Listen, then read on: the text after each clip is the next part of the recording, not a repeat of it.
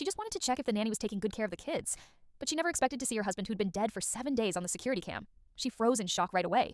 She'd seen her husband get shot dead with her own eyes. How could he possibly be on yesterday's footage? She ran over to ask her daughter right away. Did Daddy hold you yesterday? But her daughter shook her head and said no.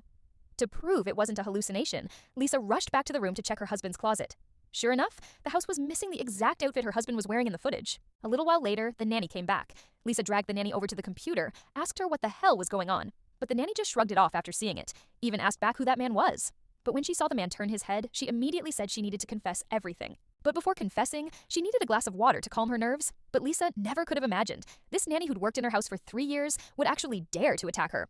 While Lisa was screaming in pain, the nanny grabbed the clothes and hightailed it out of there. She couldn't wrap her head around it. Why this usually quiet and decent nanny would suddenly act like this? To find out the truth, Lisa called Detective Hunter, who was handling her husband's murder case, to the house. But just as she was about to show Hunter the footage, she suddenly noticed the memory card was gone. She instantly realized the SD card must have been taken by the nanny. Based on the nanny's weird behavior, Lisa made a bold guess. Her husband Joe might not be dead after all. Even if he was, the nanny must know the secret behind it. But Detective Hunter didn't really believe Lisa. He even thought Lisa might be having mental issues from losing 2 loved ones in a short time. Turns out 2 months before Joe was killed, Lisa's sister was also killed by a mystery person, and the killer still hasn't been caught. Hunter wanted to solve the case quickly.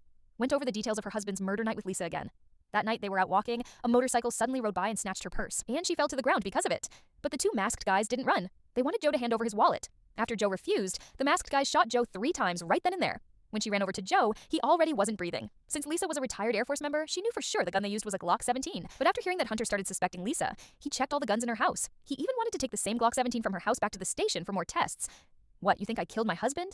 Lisa was so fed up. Instead of waiting for him to solve the case, she figured she'd find clues herself. Then Lisa called her mother-in-law. Asked her mother-in-law if when she identified the body that day, she'd really gotten a good look. If that was really her son. After hearing that question, her mother-in-law got really angry. How could she mistake her own son? To find out the truth, Lisa planned to go ask the nanny again. So after getting the kids settled, Lisa went to the nanny's house. But no matter how she knocked, the nanny didn't answer. At first, she thought the nanny wasn't home. But looking through the window, the gas was still on in her house, which meant someone must be there. So she walked to the other side of the window. I can see your feet. I'm sorry I grabbed you. I panicked. Just please open the door. The more the other person avoided her, the more Lisa wanted to get to the bottom of it. Since the nanny was hired by her mother-in-law, she decided to go ask her mother-in-law face-to-face. But she'd just arrived at her mother-in-law's estate when she saw the nanny's car. She immediately turned around, floored it, and chased after it.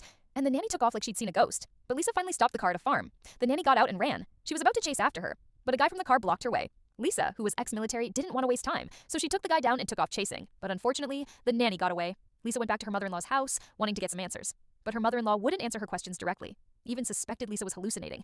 There was no other way. Lisa had to find the truth on her own. But she'd just gotten home that afternoon when Detective Hunter showed up. And what Hunter said left Lisa frozen in her tracks. The gun that killed your husband was also used to kill your sister.